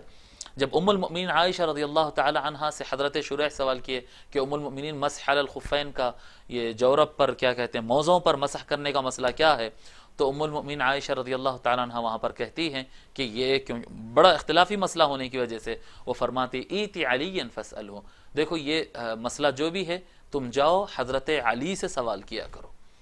مولا علی سے یہ سوال کرو اور ان سے یہ جواب لو۔ حضرت جبیر رضی اللہ تعالیٰ روایت فرماتے ہیں قالت عائشہ، ام المؤمنین عائشہ کہتی ہیں رضی اللہ تعالی عنہا، من افتاکم بصوم عاشوراء، کون ہے جو تم کو یہ عاشوراء کے دن، محرم کا جو 10 تاریخ کو جو سیدنا امام حسین علیہ السلام کی شہادت کی تاریخ ہے، اس دن ہم دیکھتے ہیں عالم اسلام میں اکثر مسلمان روزہ رکھتے ہیں اس دن، کیا وجہ ہے روزہ رکھنے کی؟ ام المؤمنین عائشہ کہتی ہے من افتاکم بصوم عاشوراء، کون ہے جو تم کو عاشوراء یعنی 10 محرم کا روزہ رکھنے کا تم نے یہ فتویٰ تم کو کون دیا ہے؟ یعنی آبجیکشن کر رہے ہیں ام المؤمنین عائشہ رضی اللہ تعالیٰ عنہ، یہ کہاں سے لیا یہ بات؟ لوگ جواب دیے قالوا علی، لوگ جواب دیے کہ یہ فتویٰ یہ بات ہم کو مولا علی نے بتائی ہے کہ 10 محرم کو روزہ رکھنا ہے۔ قالت اما انہ لاعلم الناس بالسنہ، تو ام المؤمنین عائشہ رضی اللہ تعالیٰ عنہ کا جو آبجیکشنل اسٹائل تھا، ان کا آبجیکشن کرنے والا اسٹائل تھا، اعتراض والا، جیسا مولا علی کا نام آیا تو وہاں پر ایک دم خاموش ہوئی اور انہوں نے کہنے لگا، وہ کہنے لگی اما انہ لاعلم الناس بالسنہ، ہاں علی کی بات رہی تو سارے انسانوں کے اندر مصطفیٰ علیہ السلام کی سنت کو سب سے زیادہ جاننے والے تو علی ہی ہے۔ یعنی بتانا یہ چاہتا ہوں کہ ام المؤمنین کو کوئی بات پتہ نہیں ایسا نہیں تھا، لیکن وہ جانتی تھی کہ ان سے زیادہ علم مولا علی علیہ السلام رکھتے، جہاں پر مولا علی علیہ السلام کی روایت آ جاتی، ان کا فرمان آ جاتا، جہاں پر مولا علی علیہ السلام کا فتویٰ آ جاتا ہے، وہاں پر ام المؤمنین عائشہ صدیقہ رضی اللہ تعالی عنہ اپنی زبان کو روک لیتی اور اپنا کوئی فتویٰ وہاں پر نہیں دیتی، اور لوگ کو بارہا مشورہ دیتی کہ اگر تم کو علم چاہیے تو تم جاؤ علی سے سوال کیا کرو۔ اور ایک عظیم الشان نام، بلکہ آپ کہہ سکتے ہیں کہ سب سے بڑا نام، جو ام المؤمنین عائشہ سے زیادہ، حضرت عبداللہ ابن عباس سے زیادہ، حضرت عبداللہ ابن مسعود سے زیادہ، اور صحابہ کرام کے درمیان سب سے اوپر جو نام لیا جاتا ہے علم کی دنیا میں، وہ حضرت سیدنا عمر بن الخطاب رضی اللہ تعالی عنہ کا نام ہے۔ امیر المؤمنین سیدنا عمر بن خطاب رضی اللہ تعالی عنہ جو فقیہ تھے، جو امام تھے، جو عدل تھے، جو کائنات کے بہترین، عالم انسانیت کے بہترین ایڈمنسٹریٹر تھے، الفاروق عمر بن الخطاب رضی اللہ تعالی عنہ۔ حضرت ہارون البربری رضی اللہ تعالی عنہ روایت فرماتے عن رجل من اہل المدینہ، کہ اہل مدینہ والے میں سے ایک شخص نے بیان کیا، دفعت الى عمر بن الخطاب فاذا الفقهاء، دفعت الى عمر بن الخطاب، ایک مرتبہ میں گیا حضرت عمر بن خطاب رضی اللہ تعالی عنہ کی بارگاہ میں، فاذا الفقهاء عنده مثل الصبيان قد استعلى عليهم في فقهه وعلمه، کہتے ہیں کہ جب میں حضرت عمر رضی اللہ تعالیٰ عنہ کی بارگاہ میں جا کے بیٹھا، میں دیکھا کہ بڑے بڑے علماء اور فقیہ جو علم کے پہاڑ ہوتے ہیں، وہ حضرت عمر رضی اللہ تعالیٰ عنہ کے سامنے بالکل بچوں کی طرح نظر آتے تھے، جو ان کا علم تھا، جو ان کا مقام تھا۔ اور حضرت ابو معاویہ الضریر رحمۃ اللہ علیہ بیان فرماتے ہیں کہ اخبرنا الاعمش عن شفیق قال عبداللہ ابن مسعود، حضرت عبداللہ ابن مسعود رضی اللہ تعالیٰ عنہ روایت فرماتے ہیں لو وضع علم احیاء العرب فی کفۃ، سارے عرب کے جتنے گاؤں قبیلے ہیں، اگر وہ سارے گاؤں کے اور قبیلوں کا علم اگر نکال کر لایا جائے اور ایک پلڑے میں رکھ دیا جائے، ترازو کے ایک پلڑے میں رکھ دیا جائے، وعلم عمر فی کفۃ، اور دوسرے پلڑے میں عمر بن الخطاب کا علم رکھ دیا جائے، لرجح بہم علم عمر، تو فرماتے ہیں تو دیکھیں گے عمر بن الخطاب کا علم سارے بستیوں والوں کے علم پر بھاری پڑ جائے گا۔ قال ابو معاویہ فقال الاعمش فحدثت بهذا الحديث ابراہیم، فقال ابو معاویہ کہتے ہیں میں نے یہ اعمش نے کہا کہ یہ جب میں بات سنا تو یہ روایت میں نے حضرت ابراہیم کو روایت کیا، تو حضرت ابراہیم کہتے ہیں کہ حضرت عبداللہ ابن مسعود رضی اللہ تعالیٰ بیان فرماتے ہیں انا كنا لنحسب عمر قد ذهب بتسعة اعشار العلم، حضرت عبداللہ ابن مسعود رضی اللہ تعالیٰ عنہ کہتے ہیں ہم تو ایسا سمجھتے تھے کہ سارا کا سارا علم 10 حصوں میں اگر بانٹ دیا جائے تو 9 حصے تو عمر بن الخطاب کو حاصل ہو چکے ہیں، 9 حصے 10 حصوں میں سے حضرت عبداللہ ابن مسعود رضی اللہ تعالیٰ عنہ کہتے ہیں عمر بن خطاب کا یہ علم ہے کہ اگر پوری کائنات کے علم اور پورے انسانوں کے علم کو اگر 10 حصوں میں بانٹ دیا جائے تو 9 حصے عمر بن خطاب کو حاصل ہو چکے ہیں. اتنا زیادہ حضرت، اس کو امام طبرانی نے نقل کیا ہے، حضرت عبداللہ ابن مسعود رضی اللہ تعالیٰ نے یہ روایت کیا. اور یہ بھی آگے بیان کرتے ہیں، حضرت حذیفہ رضی اللہ تعالیٰ عنہ کہتے ہیں لَكَأَنَّ عِلْمَ النَّاسِ كَانَ مَدْسُوسًا فِي جُحْرٍ مَعَ عمر. ایسا لگتا ہے کہ دنیا میں جس کے پاس جو بھی علم تھا وہ ایک چھوٹے سے مقام میں وہ علم حضرت عمر رضی اللہ تعالیٰ عنہ کے ساتھ بھی تھا. یعنی ہر علم حضرت عمر رضی اللہ تعالیٰ عنہ جانتے تھے. جی حضرت قبیصہ بن جابر رضی اللہ تعالیٰ عنہ فرماتے ہیں ما رأیت رجلا اعلم باللہ ولا اقرأ لکتاب اللہ وافقہ فی دین اللہ من عمر. وہ کہتے ہیں کہ میں عمر بن خطاب رضی اللہ تعالیٰ عنہ سے زیادہ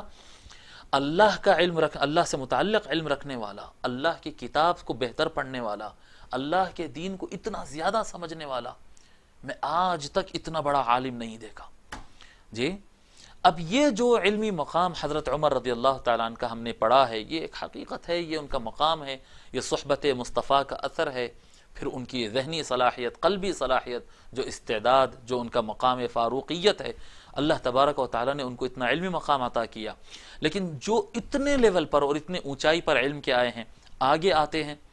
ہم مولا علی علیہ السلام کے علم کو دیکھتے ہیں اور ان کا فرمان وہاں پر دیکھتے ہیں. کہتے ہیں ایک مرتبہ حضرت عمر بن خطاب رضی اللہ تعالی عنہ جب اپنے خلافت کا، ان کی خلافت کا دور تھا، فی المجنونۃ وقال فی المجنونۃ التي امر برجمها، ابن عبد البر الاستیعاب میں نقل کرتے ہیں کہ عمر بن خطاب رضی اللہ تعالیٰ عنہ نے وہ پاگل عورت کے بارے میں، ایک پاگل عورت کے بارے میں اس کو رجم کرنے یعنی سنگسار کرنے کا حکم دے دیے. التی وضعت لستۃ اشہر. وہ اس عورت کا قصور کیا تھا؟ وہ پاگل عورت کا قصور کیا تھا کہ اس کو سنگسار کی سزا سنائی گئی؟ وہ عورت کا قصور تھا کہ اس کو بچہ ہوا صرف 6 مہینے میں، شادی ہونے کے 6 مہینے کے اندر بچہ ہو گیا. عام طور پہ بچے تو 9 مہینے میں ہوتے ہیں، لیکن اس کو بچہ 6 مہینے کے اندر ہو گیا. جیسا 6 مہینے میں بچہ ہوا تو حضرت عمر رضی اللہ تعالیٰ عنہ نے یہ فیصلہ کیا کہ یہ خاتون جو ہے، یہ جو بچہ ہے یہ بچہ زنا کا ہے، لہذا اس کو سنگسار کیا جائے. فاراد عمر رجمها. حضرت عمر رضی اللہ تعالیٰ عنہ اس کو فیصلہ کر لیے، ارادہ کر لیے کہ اس کو سنگسار کرنا ہے. فقال له علی، مولا علی علیہ السلام نے ان سے کہا ان اللہ تعالی یقول، بے شک اللہ تبارک و تعالی فرماتا ہے وحملہ وفصالہ 30 شہرا. سورہ احقاف کی آیت نمبر 15 میں اللہ تبارک و تعالی فرماتا ہے کہ بچے کا حمل ہونا یعنی عورت کا پریگننٹ ہونا، پریگننسی جو ہوتی ہے، ماں کے پیٹ میں جو بچہ آتا ہے، مولا علی علیہ السلام یہ آیت پڑھ کے سنا رہے ہیں. اللہ تعالیٰ فرما رہا ہے وحملہ، بچے سے پریگننٹ ہونا عورت کا، اور اس کا دودھ پیتے، ماں کا پیدا ہونے کے بعد ماں کا دودھ پی کے دودھ چھوڑنے کا ٹائم، یہ سارا کا سارا ملا کر 30 منتھس ہوتے ہیں، 30 مہینے. وحملہ وفصالہ 30 شہرا. اور ایک آیت میں اللہ تبارک و تعالیٰ بیان فرماتا ہے وَوَصَّيْنَا الْإِنسَانَ بِوَالِدَيْهِ، ہم نے انسان کو حکم دیا کہ اپنے والدین کا اچھا لحاظ رکھے. حملتہ امہ وہنا علی وہن، اس کی ماں نے اس کو کمزوری در کمزوری اس کو اٹھا رکھا ہے. وفصالہ فی عامین، اس کو دودھ پلانے کا ٹائم ماں کے لیے جو ہے وہ 2 سال ہے. اب آپ دیکھیں 2 سال میں 24 مہینے، 2 سال میں 24 مہینے، یہاں پر بتایا جا رہا دودھ پلانے کا ٹائم 2 سال یعنی 24 مہینے. اور دوسری آیت میں بیان کر رہا ہے اللہ تعالیٰ کہ اس کا حمل اور دودھ پلانا دونوں ملا کر 30 منتھس. سو اگر دودھ پلانے کے 24 مہینے ہیں، 2 سال 24 مہینے اگر ہے تو 30 کے لیے بچے کتنے؟ 6 مہینے. مولا علی علیہ السلام یہ آیتیں حضرت عمر رضی اللہ تعالیٰ عنہ کو سنا. یہ وہ زمانہ ہے جب کہ اسکیننگ نہیں تھی. یہ اس زمانے کی بات ہے جب کہ کوئی اسکیننگ نہیں تھی، کوئی کیا کہتے کوئی ایکسرا نہیں تھا، کوئی ایسا ذریعہ نہیں تھا، کوئی ایسے آلات نہیں تھے کہ بلڈ ٹیسٹ کیا یا یورین ٹیسٹ کیا اور پتہ چل گیا کہ حمل ہے یا نہیں ہے. یہ وہ زمانے میں نہیں ہو سکتا تھا. لیکن اس کے باوجود مولا علی علیہ السلام نے قرآن سے یہ استنباط کیا ہے کہ انسان کے ماں کے پیٹ کے اندر نطفہ ٹھہرنے سے لے کر پیدا ہونے کے لیے، کمپلیٹ انسان بننے کے لیے کم از کم جو ڈیوریشن ہے وہ 6 منتھ ہے. یعنی 6 منتھ کے اندر جائز حمل، نطفہ داخل ہونے سے لے کر بچہ پیدا ہونے کے لیے کمپلیٹ انسان ودن 6 منتھ ہو سکتا ہے. یہ بالکل پاسبل ہے. یہ ضروری نہیں ہے کہ حمل اس سے پہلے ٹھہرا تھا. نارملی تو عام طور پہ تو 9 مہینے میں ہوتا ہے یہ، کبھی کسی کو زیادہ بھی ہو جاتا ہے، کبھی کسی کو تھوڑا کم ہوتا ہے، لیکن اس کا منیمم ٹائم جو ہے، منیمم ڈیوریشن جو ہے اس کا، وہ 6 مہینے ہیں۔ حضرت عمر بن خطاب رضی اللہ تعالیٰ عنہ کو یہ آیتیں سناتے ہی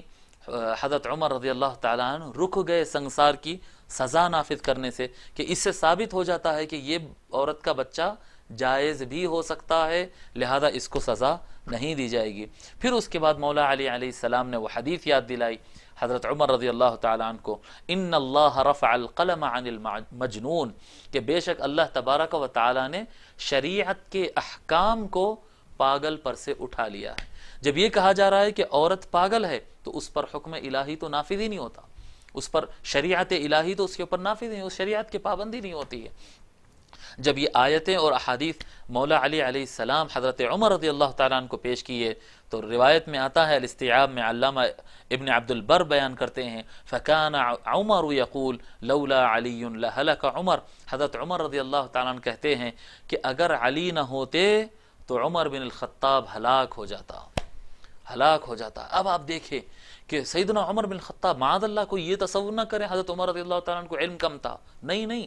وہ تو ایک علم کا سمندر تھے، لیکن مولا علی علیہ السلام کو جو خصوصی علم اور قرآن کی آیتوں میں جو گہرائی ان کو عطا ہوئی ہے، وہ حضرت عمر رضی اللہ تعالیٰ عنہ سے بھی آگے، بلکہ علم کی دنیا میں وہ حضرت عمر رضی اللہ تعالیٰ عنہ کو گائیڈ بھی کیا کرتے تھے، رہنمائی بھی کرتے تھے۔ حضرت عبد الرحمن بن عذینہ الغنوی اپنے والد عذینہ بن مسلمہ سے روایت کرتے ہیں کہ ایک مرتبہ میں اتیت عمر بن الخطاب رضی اللہ تعالی عنہ، میں حضرت عمر رضی اللہ تعالیٰ عنہ کے پاس حاضر ہوا، فسألته من این اعتمر، ان سے میں سوال کیا کہ میں کہاں سے اور کیسے عمرہ کروں۔ اب پتہ نہیں اس وقت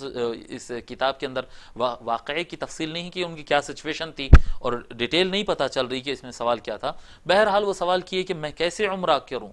اور عمرہ کیسے کروں اور کن ذرائع سے میں عمرہ کروں۔ فقال، حضرت عمر رضی اللہ تعالیٰ نے کیا جواب فرمایا، ایت علی فاسأل، ایک کام کرو یہ مسئلہ تم جا کر علی سے پوچھ لیا کرو۔ فذکر الحدیث وفیہ قال عمر، اور اسی روایت میں آتا ہے کہ حضرت عمر رضی اللہ تعالیٰ نے اس کے بعد اس شخص سے کہا، پہلے تو کہہ دیا کہ ایک کام کرو جاؤ علی سے پوچھ لو، کیا مسئلہ تم کو پوچھنا ہے جا کر علی سے پوچھ لو۔ اس کے آگے حضرت عمر رضی اللہ تعالیٰ فرماتے ہیں، ما اجد لک الا ما قال علی، میں جو علی تم کو بتا دے اس سے آگے میں تم کو کچھ بتا ہی نہیں سکتا۔ حضرت عمر رضی اللہ تعالیٰ کہہ رہے ہیں جو علم تجھے، جی اے عذینہ جا علی سے پوچھ لے، علی جو تجھے بتائے گا میں اس سے زیادہ تجھے کچھ نہیں بتا سکتا۔ یہ حضرت عمر رضی اللہ تعالیٰ کائنات کو بتا رہے ہیں، آنے والی امت مسلمہ کو بتا رہے ہیں کہ دیکھو علی علیہ السلام کا علمی مقام کیا ہے۔ حضرت سعید بن المسیب رضی اللہ تعالیٰ روایت فرماتے ہیں، کان عمر یتعوذ باللہ من معضلۃ لیس فیہا او لیس لہا ابو الحسن، روایت میں آتا ہے حضرت سعید بن مسیب رضی اللہ تعالیٰ کہتے ہیں کہ حضرت عمر رضی اللہ تعالیٰ عنہ پناہ مانگتے تھے اللہ کی، اے اللہ مجھے اس وقت سے بچا، مجھے اس سچویشن سے بچا کہ جب کوئی مشکل مسئلہ آ جائے اور میرے سپورٹ کے لیے علی بن ابی طالب ساتھ نہ ہو، ایسا سچویشن میں نہ لانا، اے اللہ میں پناہ مانگتا ہوں۔ جب کبھی کوئی مشکل مسئلہ ہوتا تو حضرت عمر رضی اللہ تعالیٰ حضرت سیدنا عمر رضی اللہ تعالیٰ عنہ اپنے لیے کیا کہتے ہیں مولا علی علیہ السلام سے ارشاد لیتے تھے، ان سے استرشاد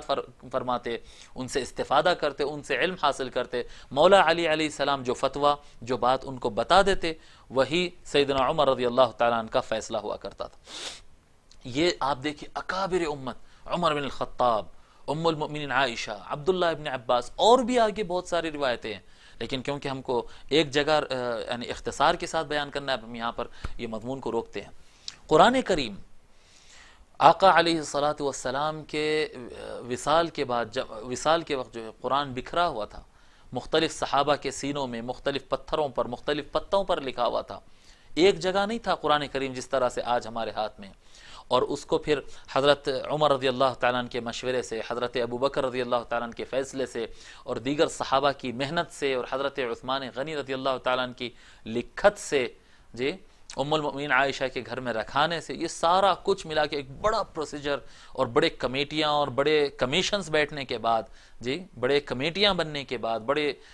کیا کہتے ہیں لجنات علمیہ اس کے اوپر اپنی محنت صرف کرنے کے بعد قرآن کریم کو ایک جگہ جمع کیا۔ اور یہ ترتیب جو ہے یہ ترتیب سوری ہے، یہ سورہ فاتحہ، پھر سورہ بقرہ، پھر سورہ آل عمران، یہ سوروں کی ترتیب کے اعتبار سے یہ سارے صحابہ نے مل کر جمع کیا. لیکن یہ سارا کچھ بعد میں ہوا، یہ سارا کچھ قرآن کریم کو ترتیب دینا اور ایک جگہ جمع کرنا، صحابہ کرام سے جمع کر کے لکھنا سارا، یہ ایک بڑا پروسیجر تھا، اور یہ یعنی متواتر روایات کے ذریعے ہم کو پہنچا ہے. لیکن ایک روایت بھی ہے قرآن کریم کے جمع کرنے سے متعلق. وہ کیا ہے؟ حضرت ایوب اور ابن عون عن ایوب وابن عون عن محمد قال، حضرت ایوب اور حضرت ابن عون روایت کرتے ہیں حضرت محمد سے، قال نبئت ان علیا ابطأ عن بیعت ابی بکر، ایسا ہوا کہ جب آقا علیہ الصلوۃ والسلام کا وصال ہو گیا اور حضرت ابو بکر رضی اللہ تعالیٰ عنہ کے ہاتھ پر سارے لوگ بیعت کر لیے، اور مولا علی علیہ السلام ابھی بیعت نہیں کیے تھے، اور کافی دن گزر گئے تھے. اور دن گزرنے کے بعد مولا علی علیہ السلام، بعض روایتوں میں آتا ہے کہ تقریباً 6 مہینے کا وقت لگ گیا تھا، 6 مہینے کا وقت لگ گیا تھا. مولا علی علیہ السلام اس کے بعد حضرت ابو بکر رضی اللہ تعالیٰ عنہ سے ملاقات کیے. تو جب ملاقات ہوئی تو حضرت ابو بکر رضی اللہ تعالیٰ عنہ ان سے سوال کیے، فلقیہ ابو بکر فقال اکرہت امارتی، حضرت ابو بکر رضی اللہ تعالیٰ عنہ پوچھے کہ اے علی کیا بات ہے، کیا میرا خلیفہ بننا آپ کو ناپسند ہے؟ کیا اس لیے آپ ملاقات نہیں کیے، اس لیے ہماری ملاقات نہیں ہوئی، بیعت نہیں ہوئی؟ کیا بات ہے، آپ یہ جو نارمل جو روٹین جو ورک رہتا اس سے آپ ہٹے ہوئے ہیں؟ کیا آپ مجھے بطور خلیفہ کے ناپسند کرتے ہیں؟ فقال لا، مولا علی علیہ السلام نے فرمایا نہیں، ایسی بات نہیں ہے، میں آپ کو بطور خلیفہ ناپسند کرتا ہوں ایسا نہیں، میں آپ کی خلافت کو تو پسند کرتا ہوں. ولکننی آلیت بیمین، لیکن بات یہ ہے کہ میں نے ایک قسم کھا لی تھی جو اتنے زمانے سے میں دکھ نہیں رہا تھا، آ رہا جا رہا نہیں تھا. اس کی وجہ یہ ہے کہ میں نے ایک قسم کھائی تھی آقا علیہ الصلوۃ والسلام کے وصال کے فوراً بعد میں نے ایک قسم کھائی تھی، اللہ ارتدی بردائی الا الی الصلاۃ حتی اجمع القرآن. میں نے یہ قسم کھائی تھی کہ میں لوگ سے ملاقات، جو گھر سے باہر نکلنے کے لیے جو کپڑا پہنا جاتا، وہ کپڑا میں صرف اور صرف اس وقت تک صرف نماز کے لیے ہی کپڑے پہنوں گا، باقی گھر کے کپڑوں میں رہوں گا، گھر کے اندر رہوں گا، باہر نہیں جاؤں گا. صرف فرض نمازوں کے لیے جاؤں گا اور واپس آ جاؤں گا. کب تک؟ اس وقت تک میں باہر نہ نکلوں گا اور لوگ سے ملاقات نہ کروں گا جب تک کہ میں سارا کا سارا قرآن جمع نہ کر دوں. یہ ایک یعنی بہت چھپائی جاتی ہے روایت، یا لوگ کی نظروں سے اوجھل ہے، یہ عام طور پر لوگ نہیں جانتے کہ مولا علی علیہ السلام نے وہ جو ساری لجنات اور ساری کمیٹیاں، حضرت عمر بن خطاب، حضرت ابو بکر صدیق، حضرت زید، حضرت عثمان غنی اور ام المؤمنین عائشہ اور سارے صحابہ سے جو روایتیں جمع کر کر کے گواہیاں لا کر جو قرآن کو جمع کیا گیا تھا ایک مقام پر، جی اس سے پہلے کئی عرصہ پہلے اس سے حضرت سیدنا مولا علی علیہ السلام اپنے مکان میں بیٹھ کر خود سے پورے 30 پارے اور 114 صورتیں ایک جگہ ایک مصحف میں جمع کر دیے تھے. قسم کھائے تھے وہ کہ میں اس وقت تک لوگ کو وقت نہیں دوں گا، کیونکہ مولا علی علیہ السلام جانتے تھے کہ حضور صلی اللہ علیہ وآلہ وسلم کے وصال کے بعد پھر جنگیں ہوں گی، پھر حالات خراب ہوں گے، صحابہ شہید ہوں گے، قرآن کے ضائع ہونے کا امکان ہے. تو سارے صحابہ مل کر جو کئی سال میں قرآن کریم جمع کیے ہیں، وہ مولا علی علیہ السلام اپنے گھر کے اندر تنہا بیٹھ کر مولا علی علیہ السلام سارا قرآن ایک جگہ جمع کر دیے تھے. تو فرماتے ہیں قال فزعموا انه كتبه على تنزيله، اور بتاتے ہیں کہ روایت میں آتا ہے کہ فرق کیا تھا کہ یہ جو قرآن ہم پڑھتے ہیں اس میں اور مولا علی علیہ السلام نے جو جمع کیا، ان دونوں میں فرق کیا تھا؟ ان دونوں میں فرق یہ ہے کہ یہ جو ترتیب ہے یہ ترتیب سوری ہے، یعنی سورہ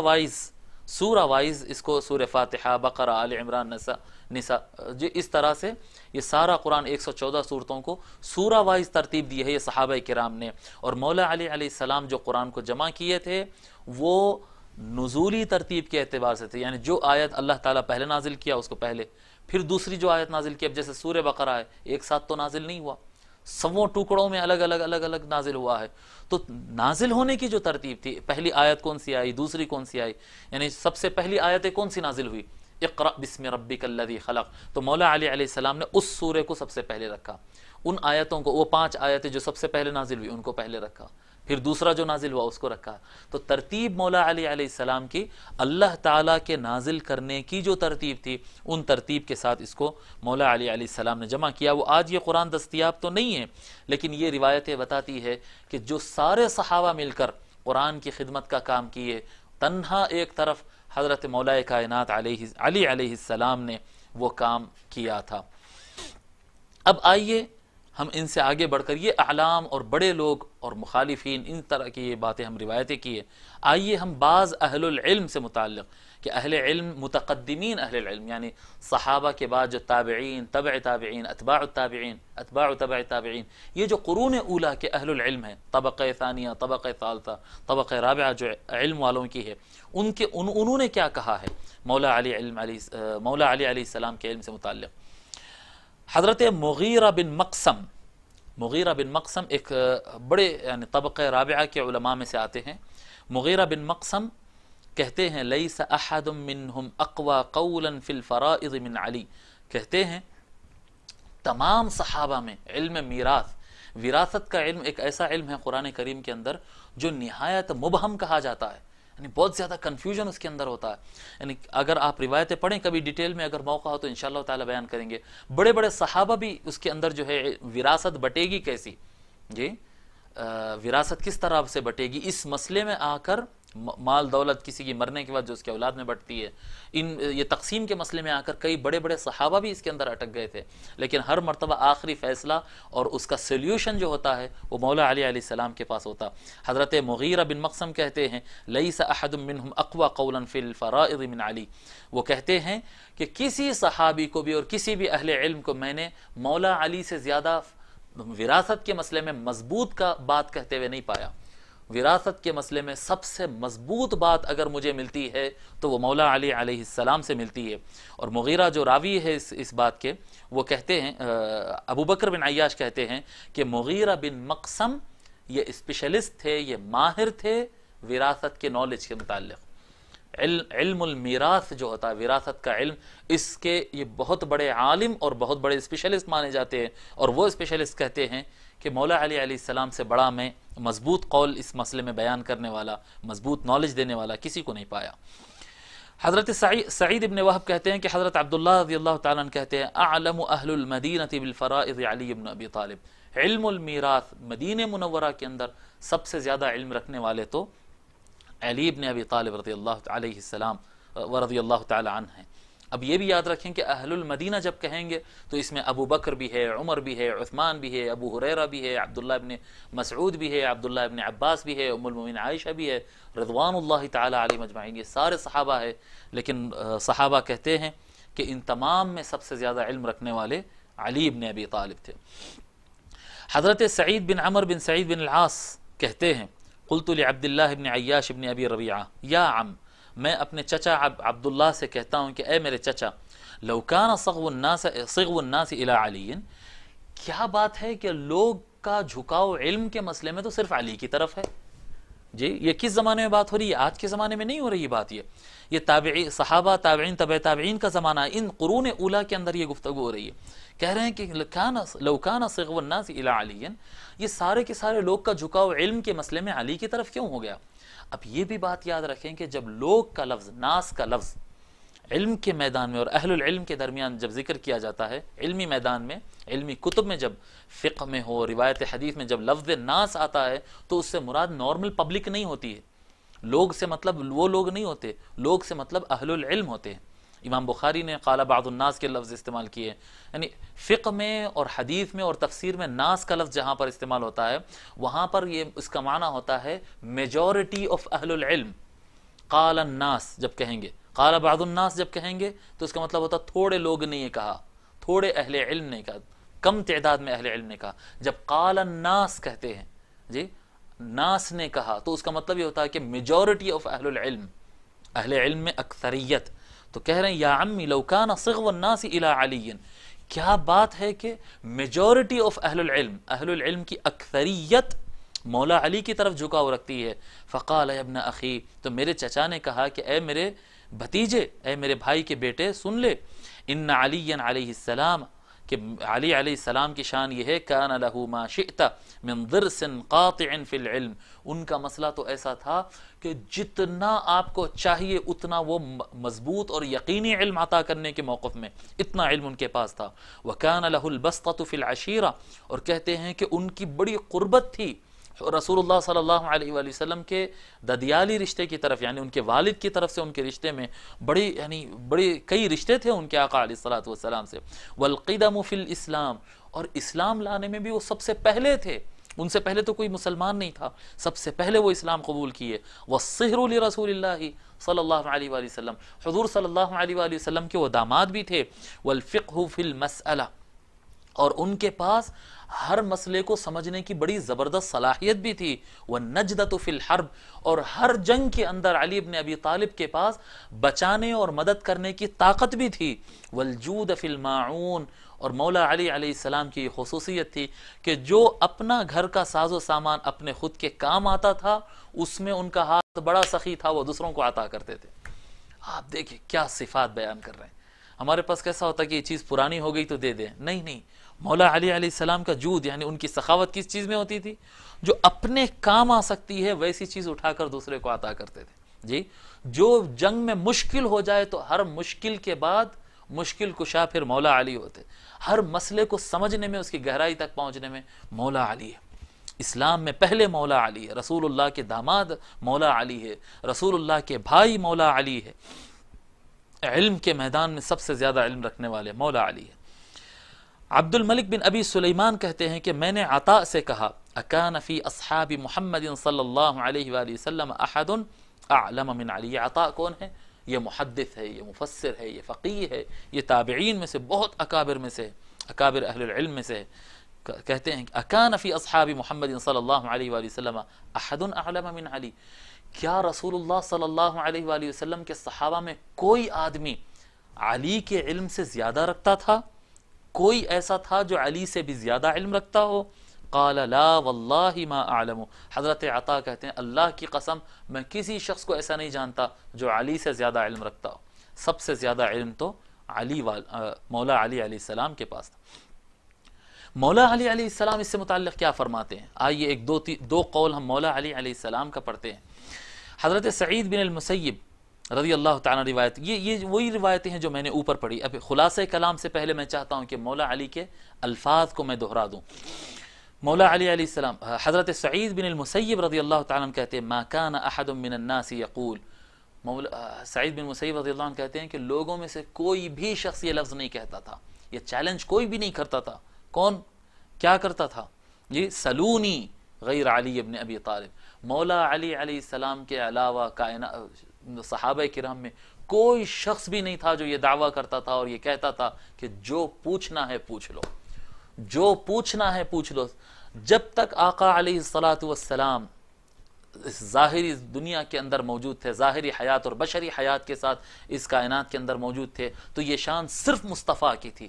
صرف آقا علیہ الصلاۃ والسلام ہوتے جو کہتے کہ جو پوچھنا ہے پوچھ لو. اور لوگ حیرت انگیز سوال کرتے اور آقا علیہ الصلاۃ والسلام اپنے معجزے کے ذریعے سے اور علم الہی میں سے حاصل کر جتنا اللہ نے ان کو عطا کیا اس کے ذریعے ہر سوال کا جواب عطا کر دیتے تھے. انبلیویبل کوسچنز کا بھی سوالات کے جوابات آقا علیہ الصلاۃ والسلام عطا فرما دیتے. جب آقا علیہ الصلاۃ والسلام اس زمین پر پردہ فرمائے، بشری اور ظاہری حیات آپ کی ختم ہوئی اور آپ دوسری دنیا میں منتقل ہو گئے اور باطنی حیات کی طرف آپ منتقل ہو گئے، برزخی حیات کی طرف آپ منتقل ہو گئے. اس کے بعد سے اس زمین پر چیلنج کرنے والا اور آپ کا مقام لینے والا اور آپ کے علم کو آگے بڑھانے والا، آپ کا نائب، آپ کا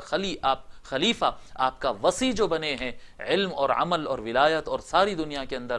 وہ مولا علی علیہ السلام تھے. مولا علی علیہ السلام یہ چیلنج کرتے تھے کہ جو پوچھنا ہے پوچھ لو. حضرت ابو الطفیل کا وہ روایت بھی میں آپ کو یاد دلا دوں کہ میں مولا علی علیہ السلام کے خطبے کو سنا. وہ کہتے تھے سلونی، اے لوگو جو پوچھنا ہے پوچھو. فواللہ لا تسألونی عن شیء الا اخبرتکم.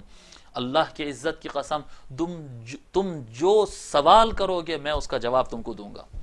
کوئی سوال ایسا نہیں ہے جو میرے پاس جس کا علم نہیں ہے. جو تم سوال کرو گے اس کا میں تم کو جواب دوں گا. وسلونی عن کتاب اللہ، اور پوچھو مجھ سے اللہ کی کتاب سے متعلق.